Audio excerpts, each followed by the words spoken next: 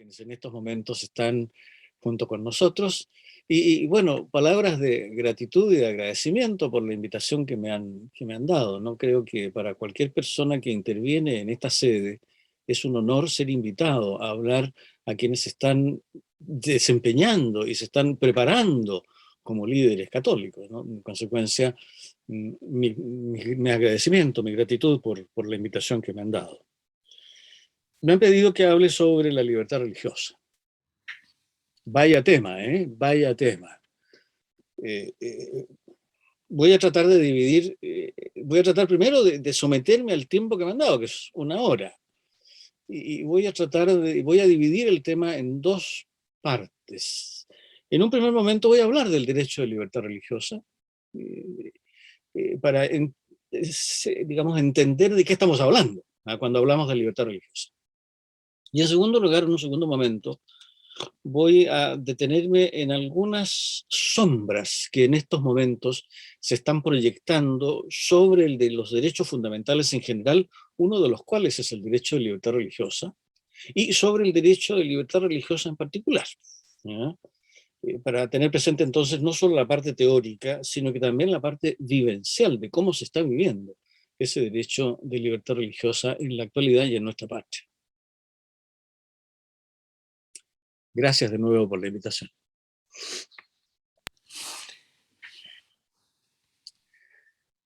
El 18 de octubre de 1925 entró en vigencia la Constitución que había sido aprobada el 18 de septiembre anterior. En ella, por primera vez en la historia de Chile, se produjo la separación entre el poder temporal y el poder espiritual, mediante el artículo 10, número 2, que en su inciso primero dispuso que la Constitución aseguraba a todos los habitantes de la República, comillas, la manifestación de todas las creencias, la libertad de conciencia y el ejercicio libre de todos los cultos que no se opongan a la moral, a las buenas costumbres y al orden público. La fórmula utilizada se redactó utilizando los parámetros culturales del momento, en los que el derecho de libertad religiosa aún no desplegaba la evolución que empezó a tener especialmente después de la Segunda Guerra Mundial. En efecto, tal derecho quedó reconocido con claridad en la Declaración Universal de los Derechos Humanos de las Naciones Unidas del año 1948, en términos que han constituido la base del tratamiento que la libertad religiosa ha recibido en documentos posteriores, tanto internacionales como regionales. Según el artículo 18 de esa Declaración Universal, comillas, toda persona tiene derecho a la libertad de pensamiento, de conciencia y de religión. Fórmula que recoge de manera, por cierto, acertada, la tripartición entre dichos derechos, los que en la fórmula chilena de 1925 aparecían entremezclados. A partir de la Declaración Universal de Derechos Humanos de las Naciones Unidas, se ha venido distinguiendo por separado la libertad religiosa, la libertad de conciencia y la libertad de pensamiento, comprendiendo cada una de ellas un contenido conceptual propio que las individualiza respecto de las otras, sin perjuicio de la evidente relación que existe entre ellas. Me parece, pues, conveniente detenerme, aunque solo sea brevemente por razones de tiempo, sobre esta trilogía para evidenciar las originalidades de cada una de ellas. Libertad de pensamiento, la primera.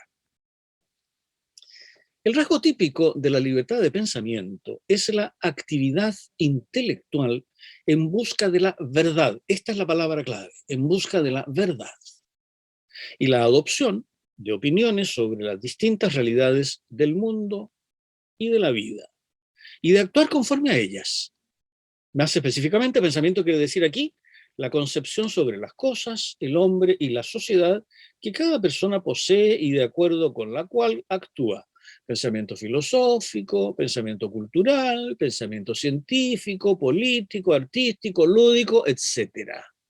Es una libertad de pensar, pero también de obrar. Es por lo que este derecho supone que el Estado carece de competencia para elaborar, mantener e imponer un pensamiento estatal oficial sobre la filosofía, la cultura, la ciencia, las teorías y sistemas políticos, el arte y, en suma, la concepción del hombre, del mundo y de la vida. La única misión del Estado en este campo es ponerse al servicio del reconocimiento y garantía de la libertad de pensamiento de sus ciudadanos. Esta libertad expresa aquella idea de que el Estado en la raíz es un ente absolutamente incompetente para poseer e imponer una concepción ideológica o pensamiento global acerca del hombre, el mundo y la vida. Un ejemplo para que vayamos entendiendo estas cosas. Un ejemplo inocuo. Bueno, hay quienes entienden que el hombre es tal cual hoy día existe, es consecuencia de la evolución de un monicaco que en un momento determinado empezó a evolucionar y se convierte hoy día en el hombre que conocemos y que nos estamos mirando. La teoría de la evolución. Pero hay quienes dicen que no, que el hombre hoy día es tal cual como surgió por primera vez en el planeta. El fixismo, ¿no? que dice que niega la evolución. Bueno, bien, las dos concepciones existen. Y por lo tanto, el Estado es incompetente para decir, mire, ¿saben? La verdadera opinión es la opinión de la evolución. Así que a partir de ahora se va a enseñar en todos los colegios la teoría de la evolución. No. El Estado es incompetente para eso, pero tiene que facilitar el que las personas que piensan de una u otra manera puedan pensarlo y puedan actuar conforme a lo que piensan. Un ejemplo menos inocuo, más comprometido. La sexualidad humana. Pues. Hay quienes entienden que la masculinidad y la feminidad son naturales. Hombres y mujeres son exactamente iguales en dignidad, pero la feminidad es distinta de la masculinidad. Las dos están concebidas para complementarse. Y eso le impone la naturaleza. La naturaleza impone la feminidad y la masculinidad. Bueno, pero hoy día hay quienes dicen que no, que eso no lo impone la naturaleza, que es una cuestión de opción. Y por lo tanto, el ser hombre o el ser mujer es una cuestión que uno opta. Y hoy día quiero ser hombre, mañana quiero ser mujer y después quiero volver a ser hombre. Eso ya es una cuestión de opción personal. Eso no queda determinado por la naturaleza. Bueno, las dos concepciones en estos momentos están presentes. Entonces, libertad de pensamiento, bueno, me permite pensar una y pensar otra. ¿Dónde está el problema? El problema es cuando el Estado asume una de estas posiciones y empieza a imponerla, que es lo que estamos viviendo con el tema del régimen, digamos, con la ideología de género, ¿no? Entonces, la libertad de pensamiento permite que las personas piensen libremente lo que esté pertinente, pero el Estado es incompetente para asumir alguna de estas posiciones. Y lo que tiene que hacer es simplemente facilitar y dar los medios para que las personas pues, piensen lo que ellos están pensando y actúen conforme a lo que están pensando. Libertad de pensamiento. Libertad de conciencia. La palabra clave de la libertad de pensamiento es la verdad. Libertad de conciencia. Conciencia es el dictamen de lo que moralmente puede hacerse o no hacerse en una situación concreta en la que se encuentra la persona. Consiste en el juicio del deber moral respecto de la conducta concreta que el sujeto está en trance de realizar. Conciencia antecedente. Que está realizando. Conciencia concomitante. O que ya ha realizado. Conciencia consiguiente, que se manifiesta en satisfacción o en remordimiento. En otras palabras, la conciencia es un juicio personal sobre la moralidad de la acción singular y concreta que se presenta como posibilidad, o como algo que se está haciendo, o como algo que se va a hacer. La libertad, entonces, la libertad de conciencia, por tanto, protege la libertad fundamental de todo ciudadano como persona en la búsqueda del bien. Esta es la palabra clave. Mientras que la libertad del pensamiento es la búsqueda de la verdad, y la libertad de conciencia es la búsqueda del bien, de poseer su propio juicio moral como acto personal de la conciencia y de adecuar su comportamiento y realizar su vida según el personal juicio de moralidad. ¿Verdad? Libertad de pensamiento. Bien, libertad de conciencia. Un ejemplo nos puede aclarar esto. La objeción al servicio militar. Un objetor al servicio militar por simples motivos pacifistas, por los daños y costos que supone la guerra, por el daño material y el daño personal que acarrea, no está poniendo en juego la libertad de conciencia, está poniendo en juego la libertad de pensamiento. En cambio, el objetor que lo hace por estimar que la guerra es siempre moralmente negativa, es siempre inmoral, está poniendo en juego la libertad de conciencia. Otro ejemplo, cuando nos encontramos con un vegetariano que no come carne por considerarla que es perjudicial para la salud, por pensar que el hombre no es carnívoro, nos enfrentamos a un caso de libertad de pensamiento. Mientras que si nos enfrentamos con un musulmán que no come carne de cerdo porque ello es moralmente malo, estamos en presencia de la libertad de conciencia. En consecuencia, el Estado de ciudadanos libres es en su raíz, en su esencia como Estado, absolutamente incompetente para señalar qué es el bien y qué es el mal. ¿Cuál es lo moral? ¿Cuál es la moral que deben seguir los ciudadanos? Libertad de pensamiento, libertad de conciencia. 3, libertad religiosa. La religión es la relación del hombre con Dios, de donde podemos decir que la libertad religiosa tiene por objeto el sistema de relación del hombre con Dios en cuanto tiene una proyección externa. Esto es una práctica, un culto, una observancia, una enseñanza. Ahora bien, lo que defiende y ampara la libertad, el derecho a libertad religiosa, no es la idea acerca de Dios y de su existencia. Tal idea puede mantenerse en el plano meramente filosófico. Dentro de la filosofía hay una área que se llama la teosofía. Tal idea entonces puede mantenerse en el plano meramente filosófico, en cuyo caso estaríamos en el ámbito de la libertad de pensamiento. La religión es la relación vital del hombre con Dios. El núcleo central de la religión es el diálogo entre hombre y Dios. Si no hay una relación dialógica, una relación de diálogo, sino que la simple idea de que Dios existe, pero sin diálogo con el hombre, no hay religión propiamente dicha, sino que hay una cosmovisión deísta.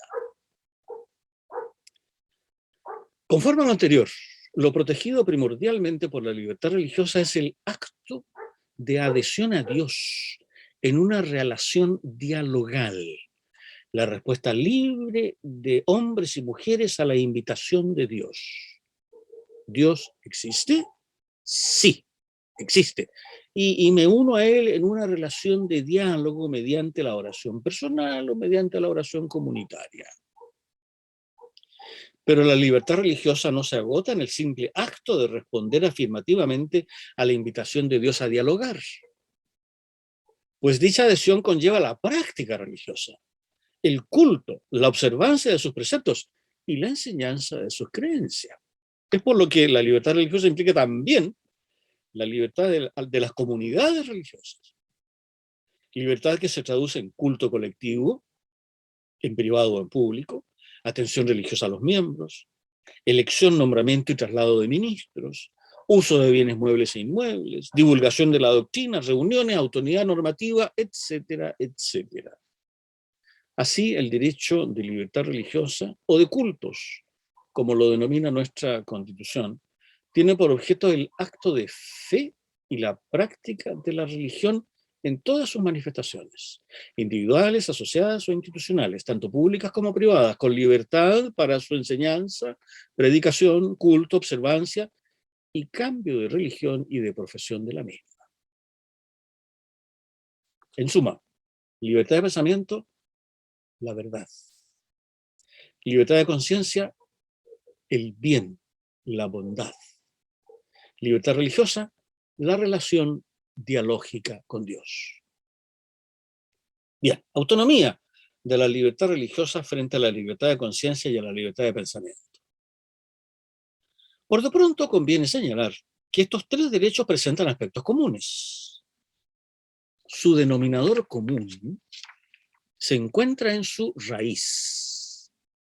Las tres implican el reconocimiento de la naturaleza y dignidad de cada persona en su dimensión más profunda y específica, aquella donde la persona es y actúa y lo que lo diferencia del resto de la creación, esto es, su racionalidad y su conciencia, que le permite la búsqueda y el establecimiento por sí y sin ningún género de coacción o sustitución de su propia relación con la verdad, el bien y Dios.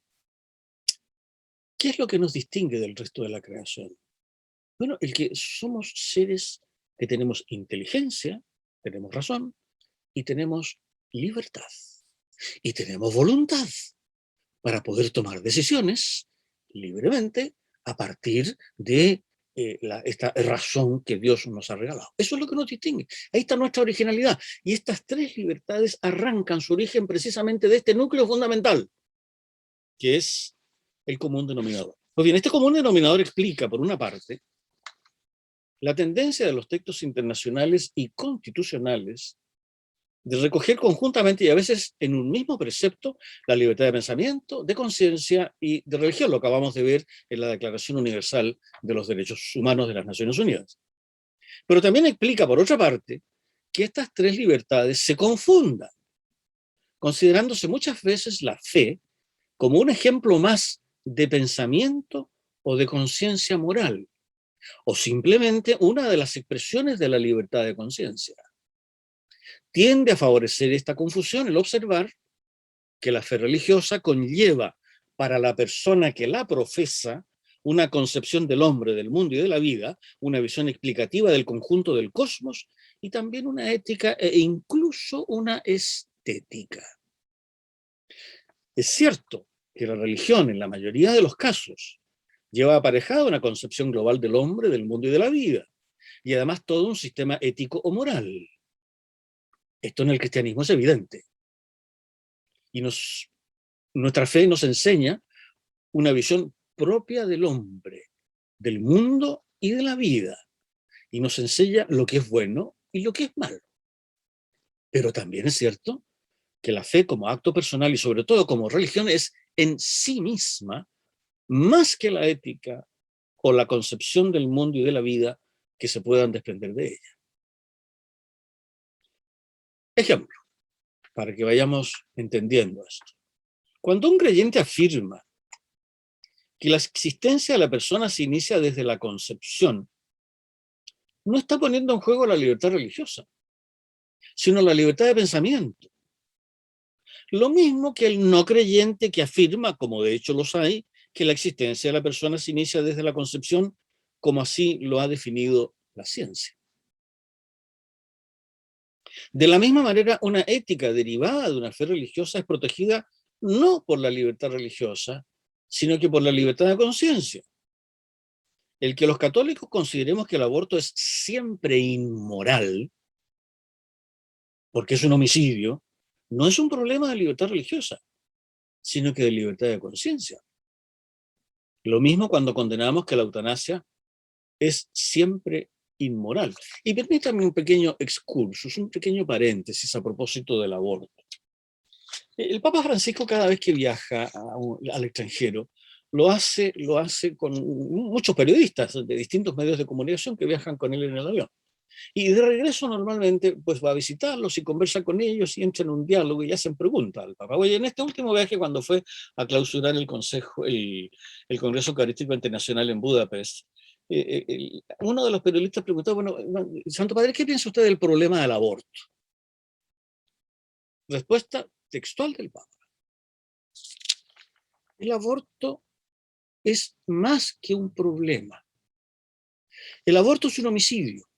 El aborto sin medias tintas es una vida quien practica el aborto, mata. No es una persona, dicen algunos, pero es una vida humana, pues. Punto. Y la vida humana hay que respetarla. Este principio es así de claro. Y a quien no lo entienda le haría dos preguntas. ¿Es justo asesinar una persona humana para resolver un problema? Científicamente es una vida humana. Segunda pregunta, ¿es justo contratar un sicario para resolver un problema? Cierre de comillas, porque entonces ella empezó a responder otra pregunta.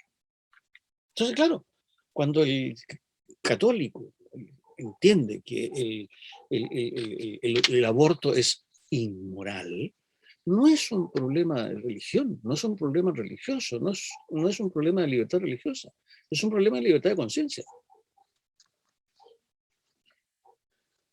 Pero para entender que el aborto es siempre un homicidio, no es necesario ser creyente, porque a un no creyente también puede afirmarlo. Y de la misma manera, en este caso también estaremos en presencia de libertad de pensamiento. Es por lo que la fe religiosa en cuanto tal es contemplada con independencia de la antropología, la cosmología y la moral a que pudiera dar origen, constituye una propia, original e inédita realidad, no confundible con el objeto propio de los derechos de libertad de pensamiento y de conciencia, y en este sentido configura la materia específica del derecho de libertad religiosa. Utilidad de la libertad religiosa. A estas alturas de nuestra reflexión, cabría preguntarse por la utilidad de que nuestra Constitución reconozca y proteja la libertad religiosa. Por de pronto bastaría con entender que el derecho de libertad religiosa es un derecho fundamental, un derecho humano básico, para que la Constitución nueva lo vuelva a reconocer. De hecho, el primero de los derechos humanos en ser históricamente reconocido fue el derecho, precisamente el derecho a libertad religiosa. Después vinieron los demás. Y nótese que estoy hablando de reconocimiento, no de concesión. Porque cuando la Constitución consagra el derecho de libertad religiosa entre los derechos fundamentales, no está haciendo ningún regalo, no está haciendo ningún obsequio generoso. Simplemente está reconociendo un derecho que emerge de la misma naturaleza de hombres y mujeres y por lo mismo existe desde antes de que existiera el Estado. Pero es útil ese reconocimiento. ¿El Estado se ve beneficiado por este derecho? La respuesta a esta pregunta la dio el Papa Benedicto XVI, haciendo presente algo que es absolutamente obvio y que por lo mismo suele olvidarse. Las verdades por calladas se callan y por calladas se olvidan. Cuando una fe es asumida y vivida con sinceridad, hace que las personas sean más buenas, sean mejores, tanto en su relación con los demás como en relación con el Estado mismo. Son más responsables, más sinceras, más honestas, más pacíficas. En suma, son mejores ciudadanos. Y con ciudadanos así, la comunidad completa se ve favorecida. Así no es baladí que el Estado garantice el derecho de libertad religiosa a sus ciudadanos, pues es el Estado mismo el que se ve favorecido por ello. ¿Creen ustedes que las personas que salieron a hacer barricadas, a destruir y a saquear este fin de semana hubiesen sido personas que viven honestamente su fe religiosa? ¿Habrían salido a hacer eso? ¿Creen ustedes que estos que han protagonizado robos y desfalcos impresionantes a los dineros públicos los habrían hecho si hubiesen sido personas que viven honestamente su fe y por lo tanto son más honestas? Bien, dejo la pregunta en el aire y la respuesta en el aire.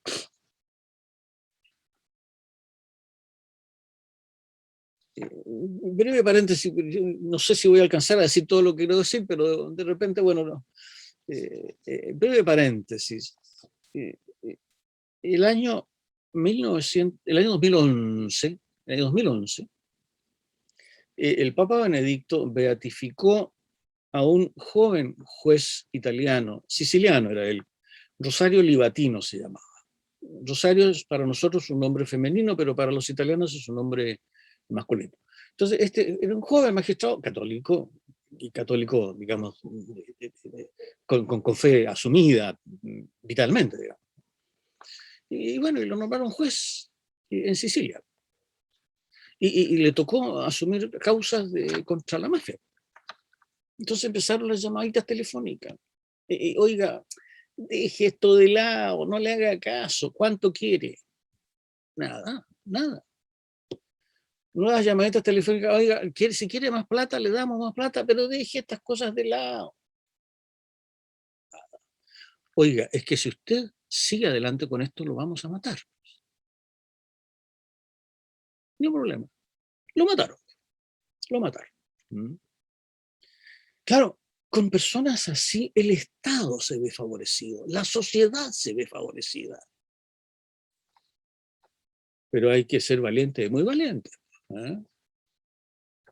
Cuando se vive una fe, esas son las consecuencias. Hasta el momento hemos visto la libertad religiosa desde la perspectiva de la persona. El derecho a libertad religiosa es un derecho que tenemos las personas. Momentos que cambiemos de perspectiva y miremos la libertad religiosa desde el Estado. Y esto nos sitúa de inmediato en relación con la laicidad del Estado. ¿Qué significa que el Estado de Chile sea un Estado laico? Laicidad del Estado suele definirse como sinónimo de no confesionalidad. Así, un Estado laico es un Estado no confesional. Chile fue un Estado confesional hasta 1925. Hasta ese año las constituciones disponían que Chile tenía una confesión oficial y esa religión oficial era la religión católica, apostólica y romana. La Constitución de 1925 puso término a ese estado de cosas y definió la libertad de cultos, haciendo que desde ese momento Chile dejara de ser un Estado confesional y pasara a ser un Estado no confesional o laico. ¿Pero qué significa que Chile sea un Estado laico?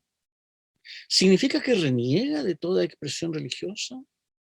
¿Que deja lo religioso encerrado en la intimidad de las conciencias sin que la religiosidad de los ciudadanos pueda manifestarse externamente? La respuesta es claramente no. Trataré de explicarme con un ejemplo.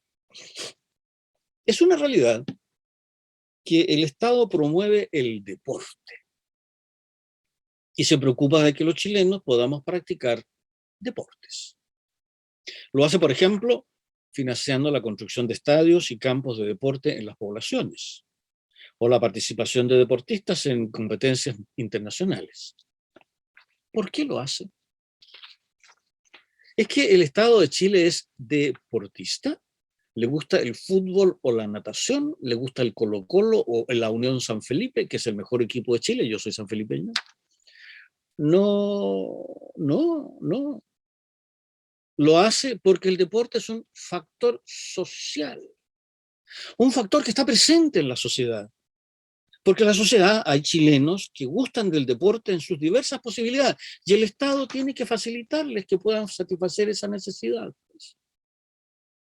De la misma manera, en el país hay muchas personas que asumen en sus vidas en la dimensión religiosa, que tienen fe y quieren vivir conforme a esa fe, tener templos en los que practicar el culto, a sus divinidades, centros donde poder estudiar y formarse sus ministros, lugares donde practicar sus actividades culturales, etc.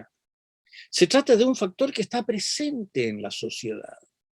La religiosidad de un número importante de sus ciudadanos es un factor social presente en la sociedad chilena y por ello, como se trata de un factor social, al igual que el deporte, el Estado debe preocuparse de quienes asumen en su vida de que quienes asumen en su vida la religiosidad puedan vivirla. Pues.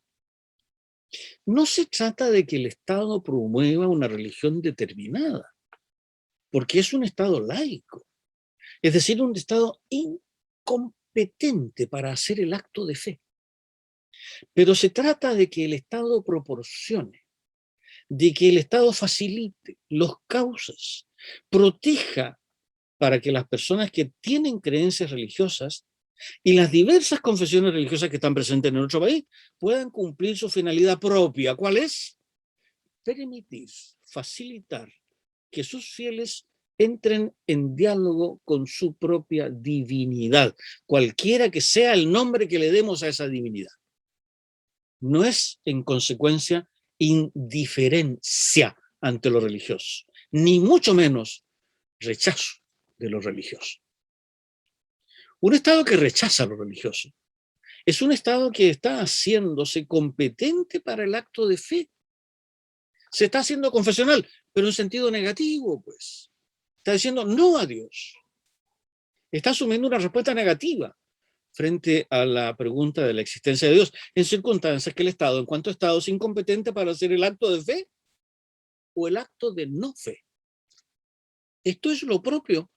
Es decir, esta concepción de que el Estado se considera competente para hacer el acto de no fe y por lo tanto segregar, olvidarse de lo religioso o perseguir lo religioso, o limitar al mínimo lo religioso, esto es lo propio del laicismo decimonónico, ya superado por la historia, pero que algunos pretenden resucitar en nuestro tiempo. Pues.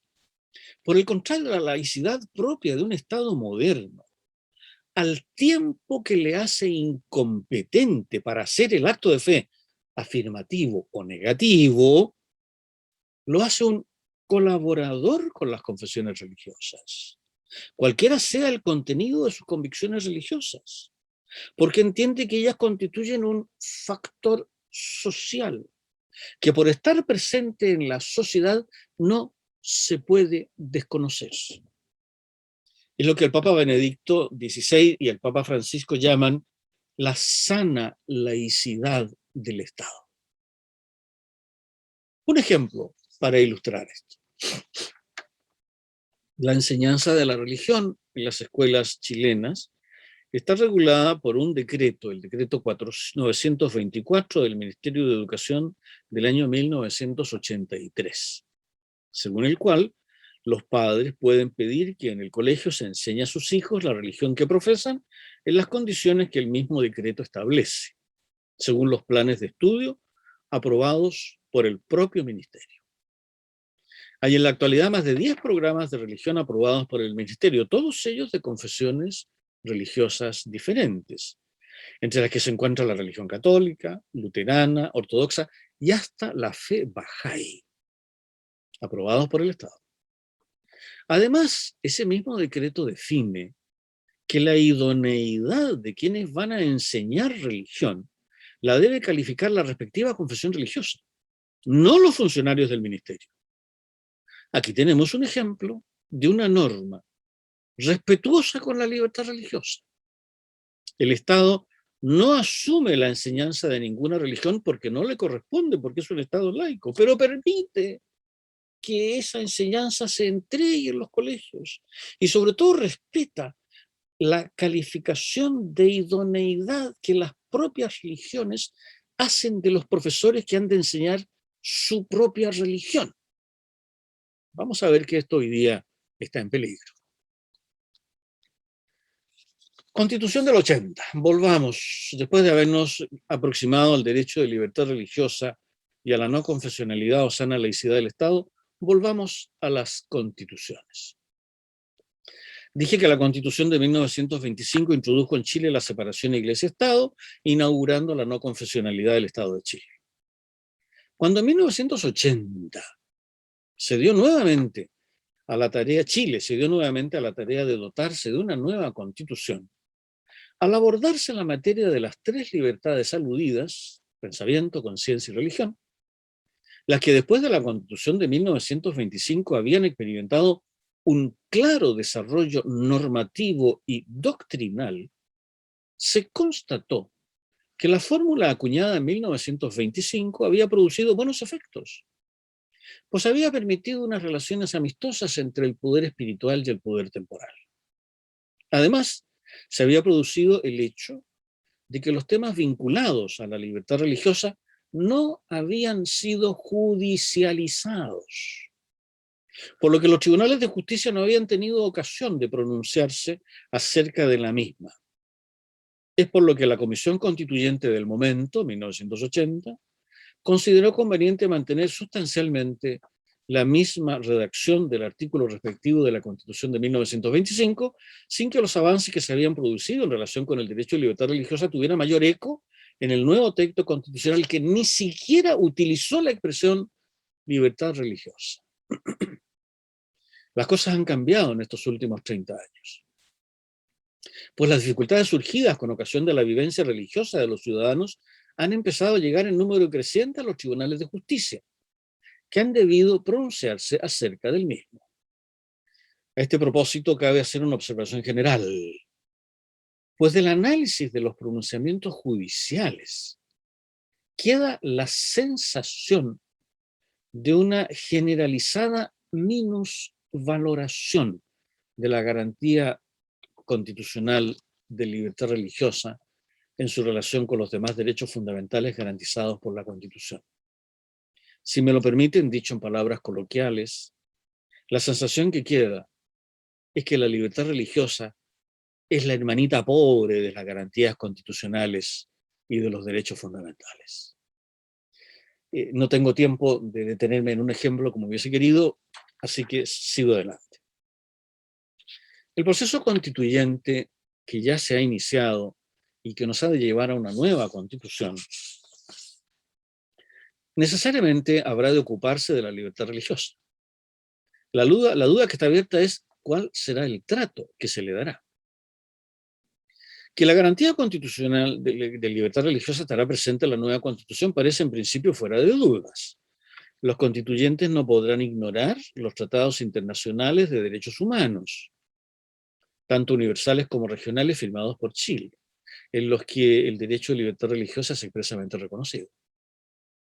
Por lo demás, es lo que han hecho los otros países de nuestro continente que se han sometido recientemente a procesos constituyentes de darse una nueva constitución. Venezuela en 1999, Ecuador en 2008 y Bolivia en 2009.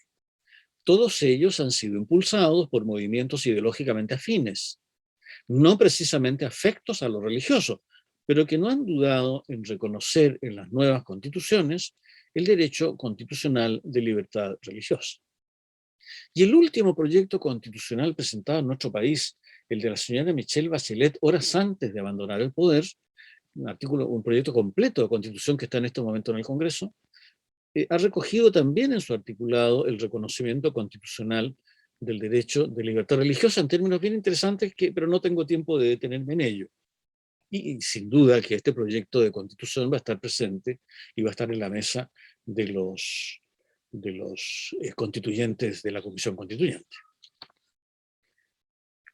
En síntesis, a la luz de los tratados internacionales sobre derechos humanos firmados por Chile y vigentes en nuestra patria, a la luz de las experiencias constitucionales recientes de otros países de nuestro continente y por lo contemplado en el proyecto Bachelet, es fácil desprender que el derecho a libertad religiosa no solo habrá de estar presente en la discusión constitucional que se avecina, sino que deberá igualmente quedar consagrado en el nuevo texto constitucional.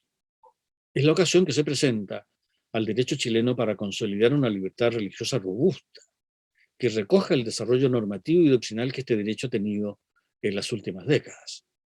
La modalidad específica de esa consagración es para nosotros desconocida, pues ello será el resultado de la discusión que apenas acaba de iniciarse. Con todo, y aquí inicio la segunda parte de mi exposición, pero Elizabeth, yo no sé cuánto tiempo me queda, porque yo tomo la palabra y después no la suelto. Aún queda un poco de tiempo para la exposición, pero si quiere ya iniciar con las preguntas, me han llegado algunas. Es que quisiera abordar este segundo tema que resulta quizás más interesante que el que acabo de expresar. Con todo Adelante. digo, si bien no me parece que haya que dudar de esta consagración constitucional, sombras oscuras se han levantado en el horizonte que se está proyectando tanto en lo que respecta en general a los derechos humanos, entre los cuales está incluido el de libertad religiosa, como en lo que se refiere al específico derecho de libertad religiosa. En general, respecto de los derechos humanos. La potencia retórica de los derechos humanos está en máximos históricos, al punto que prácticamente no hay reivindicación social que no se realice en términos de reclamo de derechos humanos. El paso de los años, sin embargo, ha ido generando evidentes signos de crisis, de los que me detengo solo en uno. En algunos ámbitos normativos, la determinación de los derechos ha quedado en manos de cortes internacionales, que reclaman muchas veces para sí la potestad de redefinir los derechos. El problema no es la necesaria interpretación jurisprudencial, sino que dicha interpretación se aleje del consenso que sustenta el tratado a ser interpretado, o se termina juzgando con los criterios de élites culturales que no coinciden siempre con los criterios de la mayoría de la población de una nación. Ilustro esto con un ejemplo.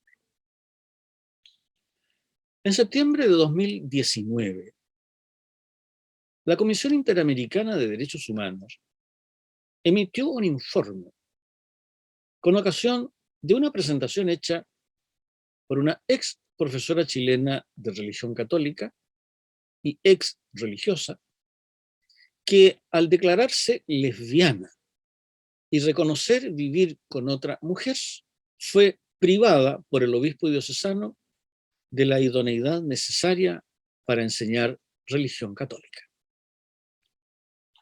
Los tribunales chilenos, incluida la Corte Suprema, habían rechazado los recursos. En la Corte Suprema pidieron alegato, y la Corte Suprema, cuando se enteró de que iba el recurso, ni siquiera aceptaron alegatos de los abogados de la parte reclamante. Incluida, digo, la Corte Suprema, habían rechazado los recursos presentados por la ex profesora, pues conforme al derecho chileno, el decreto 924 de 1983 del Ministerio de Educación al que acabo de hacer referencia, la idoneidad de los profesores de religión la califica la respectiva confesión religiosa, en respeto al derecho a libertad religiosa. En su informe, la Comisión Interamericana, además de solicitar a la Corte Interamericana que declare la condena del Estado de Chile por la violación, entre otros derechos, el de la vida privada y autonomía, y el acceso a la función pública en condiciones de igualdad, a la luz de la ideología de género, solicitó igualmente que la Corte Interamericana estableciera, en lo que ahora me interesa, que el Estado de Chile deberá disponer mecanismos de no repetición que incluyan, primero, la adecuación de la normativa interna, incluyendo el decreto 924, a fin de asegurar que el mismo no promueva actos de discriminación por orientación sexual en su aplicación. Segundo, la adopción de las medidas necesarias para asegurar el debido control administrativo y judicial de posibles situaciones discriminatorias en el contexto de la aplicación de la referida normativa. Y tercero, ojo con esto, capacitar a las personas encargadas de evaluar la idoneidad del personal docente y a los funcionarios judiciales de todas las instancias que estén llamados a conocer recursos de protección de derechos fundamentales sobre el alcance y contenido del principio de igualdad y no discriminación, incluyendo la prohibición de discriminación por orientación sexual. O sea, que nuestros obispos y vicarios para la educación van a tener que ir a clases para que funcionarios del Estado les enseñen cómo han de hacer para evaluar la idoneidad de los profesores que en nuestra patria tendrán que enseñar religión católica. Pero además, como este es el primer caso que llega a la Corte sobre este tema, la Comisión le hace presente a la Corte Interamericana la relevancia que tendrá su pronunciamiento a futuro, por lo que, entre otros aspectos, podrá pronunciarse sobre las salvaguardas que deben existir para evitar, ojo, evitar que la potestad que eventualmente se dé a las autoridades religiosas en materia de educación no se realice de manera arbitraria o violatoria de los derechos fundamentales. ¿Qué duda cabe de que el decreto 924 ha entrado en agonía? En la audiencia oral ante la Corte, en la que se escuchó a la demandante y los peritos, esta audiencia se produjo el día 12 y 13 de mayo. Curiosa coincidencia, 13 de mayo, el día en que se conmemora la primera aparición de la Virgen de Fátima. El 12 y el 13 de mayo. Curiosa coincidencia de fechas. Y en ella, la demandante reconoció, está en la web de manera que se puede ver, ¿eh? Y en ella la demandante reconoció que ella no había sido expulsada del colegio, que se la había ascendido a la planta de jefatura, se la había nombrado inspectora general, se le seguía pagando su sueldo de docente más el plus de la jefatura, y se le había seguido pagando y aumentado progresivamente su sueldo en lo que le correspondía por antigüedad. Hasta el día de hoy, la sentencia no ha sido dictada. Sobre el derecho, sombra sobre el derecho de libertad religiosa en concreto. Iglesia que ilumina es iglesia que arde. Se lee en algunas pintadas de murallas. La consecuencia de ello es el hecho inédito en nuestra patria hasta años recientes de la quema de iglesias. Hasta ahora han sido solo incendiados templos católicos y evangélicos. Pero como reza un viejo proverbio castellano, cuando las barbas de tu vecino veas cortar, pon las tuyas a remojar. No sería de extrañar que empezaran también a arder los lugares de culto de otras confesiones religiosas. En la última Asamblea General de la Organización de Estados Americanos, celebrada en Medellín, Colombia, el 2019, se ha llegado a plantear por algunos grupos más radicalizados el tener que luchar contra el derecho de libertad religiosa, que está representando el gran escollo para imponer de modo bastante totalitario, hay que reconocerlo, la supremacía de los derechos sexuales y reproductivos. En esta misma línea, pero en un documento oficial del más alto nivel de las Naciones Unidas, más próximo en el tiempo, ha sido un informe reciente del Consejo de Derechos Humanos de las Naciones Unidas, y aquí está la señora Bachelet de por medio. Es un dato objetivo, no estoy diciendo nada crítico, digamos, es un dato objetivo. El Consejo de Derechos Humanos de las Naciones Unidas sobre la libertad de religión y creencias, en que se afirma lo siguiente, comillas, el relator especial de las Naciones Unidas está profundamente preocupado por los numerosos informes que ha recibido, alegando que grupos de interés religioso participan en campañas en las que los defensores de los derechos que trabajan para combatir la discriminación de género son retratados como actores inmorales, que buscan socavar la sociedad al abrazar una ideología de género que es dañina para los niños, las familias, la tradición y la religión.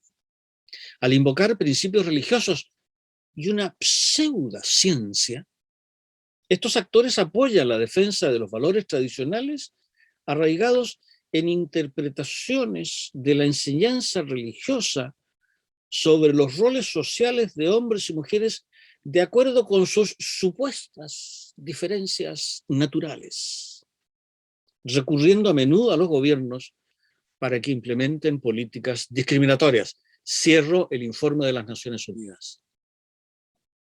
La Santa Sede, que tiene representación ante las Naciones Unidas, respondió claramente a este informe argumentando, comillas, son particularmente inaceptables y ofensivas las numerosas referencias que recomiendan que se abandone la libertad de religión y fe y la objeción de conciencia en favor de promover otros llamados a sí mismos derechos humanos, que ciertamente no gozan de consenso, siendo por tanto una especie de colonización ideológica por parte de algunos estados e instituciones internacionales. Como tal, el informe, sigue la Santa Sede, como tal, el informe, al menos en parte, es de hecho un ataque a la libertad de religión y de fe, así como a la libertad de conciencia. Cierro la referencia a la Santa Sede. Lo dramático de esto es que se trata de un documento al más alto nivel. Pero más dramático aún es el hecho de que esto está teniendo eco entre nosotros. En efecto, el 13 de octubre de 2020, hace casi exactamente un año, 3 fieles de religión evangélica presentaron ante la Corte de Apelaciones de Santiago un recurso de protección contra un concejal de la Municipalidad de Providencia, activista de los grupos LGTB, fundado en que los dichos del concejal reiterados en el tiempo desde 2016 constituían un acto arbitrario que perturbaba y amenazaba el legítimo ejercicio de los derechos fundamentales de quienes profesan la fe evangélica. La sentencia recoge algunas de las expresiones vertidas por el recurrido, por el concejal. Una de las cuales, a modo de ejemplo, dice lo siguiente: advirtiendo que pido excusas por si alguien se puede sentir ofendido, pero lo recoge la sentencia. Comillas, hace un par de años dije que los evangélicos en política eran un peligro. Hoy no solo confirmo mi tesis, sino que le agrego más información. Los evangélicos en política contingente son repulsivos, con letra mayúscula. Cierre de comillas. Complicaba este panorama, según los recurrentes, el impacto social de los dichos del concejal, pues daban origen a comentarios similares, si no peores. He aquí un ejemplo. Comillas. Deberíamos quitarle a los evangélicos la posibilidad de votar y prohibirles que sean candidatos. También podríamos ponerle un trozo de tela con una cruz en el brazo para tenerlos a raya. Cierre de comillas. ¿Acaso no recuerda esto los brazaletes de los judíos en la Alemania nazi? Pero estoy hablando del Chile del 2021. En sentencia del 4 de febrero de este año, la Corte de Apelaciones de Santiago acogió el recurso. A lo anterior podemos agregar actitudes preocupantes protagonizadas recientemente por autoridades de nuestra patria. Un ejemplo. En el sitio donde funciona la actual Comisión Constituyente, se han colocado un sinnúmero de banderas de los más dispares grupos sociales. Un constituyente de religión evangélica pidió que se le permitiera colocar una bandera del mundo cristiano, pero se le negó esa posibilidad, alegando la presidenta de la Comisión Constituyente que Chile es un país laico, por lo que no procedía que esa bandera estuviera presente. ¿No significa esto que detrás de esta respuesta de la presidenta actual de la Comisión Constituyente hay una concepción que niega la dimensión religiosa presente en nuestra patria? ¿No es esta la resurrección de una noción superada del laicismo decimonónico que trata de excluir lo religioso del debate público?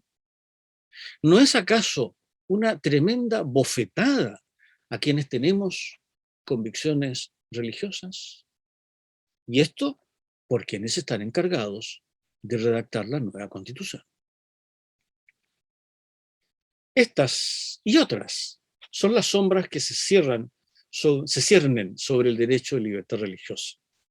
Quizá no tanto en cuanto a su reconocimiento constitucional en un papel, sino más bien en la vivencia de ese derecho en el futuro próximo y menos próximo. Me vienen a la memoria unas palabras memorables que en 1976 pronunciara en Estados Unidos de Norteamérica el entonces cardenal arzobispo de Cracovia, Karol Wojtyła. 2 años después sería elegido Papa Juan Pablo II, quien había viajado a esa nación para participar en el Congreso Eucarístico celebrado ese año en Filadelfia, con ocasión de la celebración del bicentenario de la firma de la Declaración de la Independencia de los Estados Unidos. En una de sus intervenciones dijo lo siguiente, comillas, está hablando en Estados Unidos a norteamericanos. Ahora estamos parados frente a la mayor confrontación histórica que la humanidad ha experimentado alguna vez. No creo que el gran círculo de la sociedad americana o de todo el amplio círculo de la comunidad cristiana se dé cuenta de esto completamente. Ahora nos enfrentamos, sigue el cardenal, a la confrontación final entre la iglesia y la antiiglesia, entre el evangelio y el antievangelio, entre Cristo y el anticristo. El enfrentamiento se encuentra dentro de los planes de la divina providencia. Está, por tanto, en el plan de Dios y debe ser un juicio que la iglesia debe asumir y afrontar con valentía. Sigue el cardenal, tenemos que estar preparados para someternos a grandes pruebas en un futuro no muy lejano. Pruebas que nos obligarán a estar dispuestos a renunciar, incluso a nuestras vidas, y una entrega total de sí mismos a Cristo y para Cristo. A través de sus oraciones y la mía, dice, continúa el cardenal, es posible aliviar esta aflicción, pero ya no es posible para evitarla que suceda. ¿Cuántas veces la renovación de la iglesia ha sido a través de la sangre? No va a ser diferente esta vez. Cierre de comillas. 45 años después, estas palabras no son un anuncio, sino que son un presente. Entonces emerge una pregunta que no podemos soslayar ante este panorama. ¿Qué hacer? Pienso que una pista segura para responder a esta pregunta nos la proporciona un reciente video mensaje enviado por el Papa Francisco hace escasas semanas a los participantes de un congreso internacional desarrollado en Ávila, España, con motivo del 50 aniversario de la proclamación de Santa Teresa de Ávila como doctora de la Iglesia. Comillas.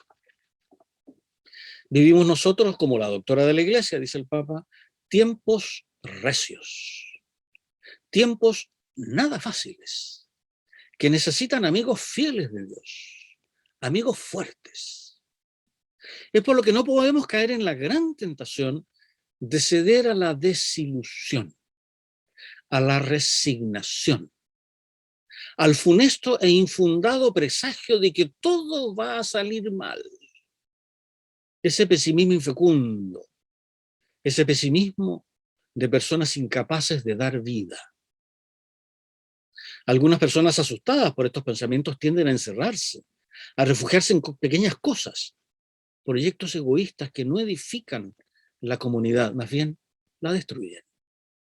Sin embargo, decía el Papa, conviene no olvidar que la reconocida relevancia de esta gran santa no es más que la consecuencia de lo que para ella era importante, su encuentro con el Señor, su determinada determinación, así dice ella, de perseverar en la unión con Él por la oración.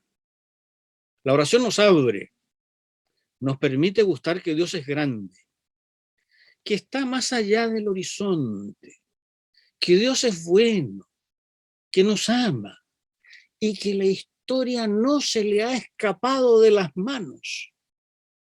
Puede que transitemos por cañadas oscuras, pero no les tengan miedo si está el Señor con ustedes. Podemos tener ánimo para hacer cosas grandes porque sabemos que estamos favorecidos de Dios y junto a Él somos capaces de alcanzar cualquier reto. Cierro de comillas. Es la oración cotidiana, es la oración, nuestra compañera cotidiana. Un alma mística de nuestro tiempo ha dicho que el siglo XX es el siglo en que menos se ha rezado en toda la historia de la Iglesia. Esto es para mí una experiencia cotidiana con mis estudiantes universitarios y mis colegas de profesión. Se despliega aquí un amplio horizonte a los movimientos y a las parroquias para que a los fieles de a pie, a los sencillos obreros de la viña del Señor, de la viña del Señor, como decía Benedicto XVI, nos enseñen a rezar, a gustar de la oración, en definitiva, a gustar del encanto del encuentro personal con Cristo, en la medida, claro está, de las capacidades de cada uno. Sin ella, poco o nada podremos hacer, y estas escuelas de líderes católicos no sirven para nada. Concluyo. El tiempo se me ha pasado sin darme cuenta.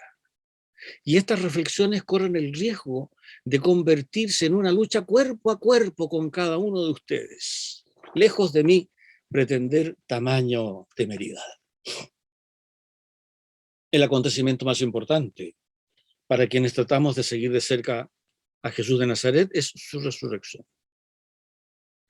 Pidamos a Santa María del Carmelo, patrona de nuestra patria, que conserve en nosotros la alegría de la Pascua y nos alcance del buen Padre de los cielos fe creciente, esperanza cierta, alegría desbordante, amor ardiente y paz imperturbable. Muchas gracias.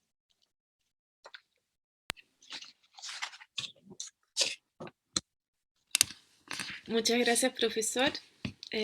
Muy amplia y profunda la reflexión. Le agradecemos por los distintos ejes que nos ha estado mostrando también.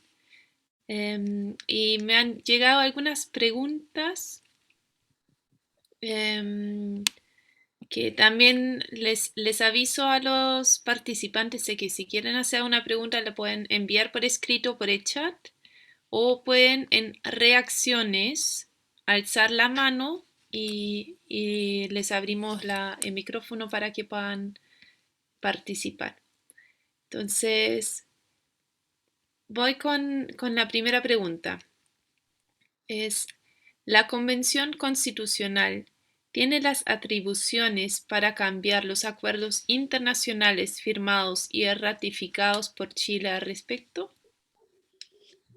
La respuesta es no. De hecho, en el mes de, a ver, le doy el dato exacto, a principio, en el mes de marzo de este año, el 26 de marzo justamente de este año, se modificó la constitución vigente y en el actual artículo 135 de la constitución vigente actual, que fue modificada precisamente hace algunos meses atrás, se dice expresamente que la nueva constitución tiene que respetar todos los tratados internacionales que Chile ha firmado. Consecuencia, la Comisión Constituyente no está autorizada para modificar lo que se dice en los tratados internacionales. Por lo demás, la misma Constitución establece en el artículo 5 que los tratados internacionales de protección de los derechos humanos constituyen derecho vigente en Chile, así que son derecho vigente en nuestra parte. Pero la Constitución, la Comisión Constituyente no tiene esa facultad. Claro, pero una cosa es reconocerlo en el papel, y seguramente la Constitución lo va a decir, como yo dije. Y otra cosa es vivir la libertad religiosa, hacer la vida en la sociedad. Ahí se produce un desfase, digamos. Para aclarar esta pregunta es porque hay un acuerdo internacional sobre la libertad religiosa firmada por Chile, ¿cierto? Sí, claro. Los tratados de derechos humanos, todos se refieren, todos los tratados de derechos humanos, tanto internacionales como regionales, afirman categóricamente el reconocimiento del derecho a libertad religiosa. Es más, a ver, con ocasión de la pandemia, el Ministerio de Salud cerró los templos, dijo que se suspendían las actividades cultuales, porque había que evitar contagio y qué sé yo. Bueno, se presentaron algunos recursos de protección porque los tratados internacionales que hablan de libertad religiosa dicen que en estado de excepción se puede restringir, pero no se puede suspender el derecho de libertad religiosa. Restringir, pero no suspender. O sea, se pueden poner condiciones, pero no se pueden cerrar los templos. Entonces se presentaron recursos de protección que fueron rechazados, un recurso de protección en Arica y otro recurso de protección en Concepción, fueron rechazados por las respectivas Cortes de Apelaciones, se apeló a la Corte Suprema y en los dos recursos la Corte Suprema modificó las sentencias de las Cortes de Apelaciones diciendo que, claro, de acuerdo con los tratados internacionales, que son derecho vigente en Chile, el derecho a libertad religiosa no puede ser suspendido, solo puede restringirse. Y eso fue lo que determinó entonces que el ministro de Salud en una declaración pública además dijera que, bueno, cumpliendo lo que dice la Corte Suprema, los templos ahora se pueden abrir con aforos restringidos, qué sé yo, pero se pueden abrir. ¿Se fijan? O sea, son derechos vigentes en Chile. Y protegen, no solo reconocen, sino que protegen el ejercicio del derecho a libertad religiosa. Un ejemplo muy concreto y muy cercano.